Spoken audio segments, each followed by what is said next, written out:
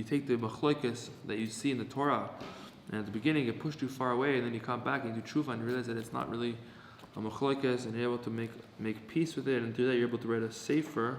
Yeah. And you bring chidushim down, and your sefer can help other people that had the same issue that you had, to the machloikis that was there, as we said yesterday. The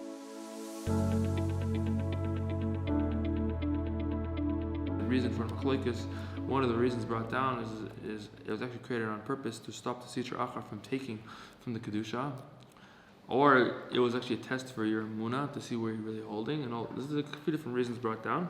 So when you do that, you're able to create a sefer out of it, and now in the beginning of Vav, it says, you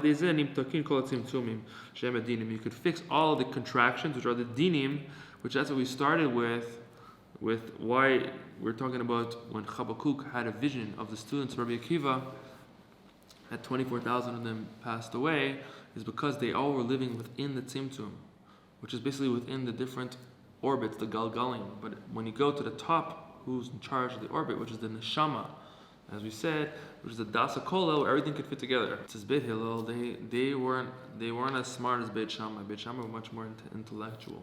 So since they were so smart, they're able to come up with new svaras, new ideas that sounded completely true of Torah, but they didn't do it because they received it from their elders, which received it eventually from Moshe Rabbeinu, and they were able to create new halacha, new ways to paskin the halachas, and there was 18 different halachas, and they came up with new ways to paskin it. And the Gemara says the day they started fighting each other, Beit Shammai and Hillel, until they didn't want to get married to each other anymore.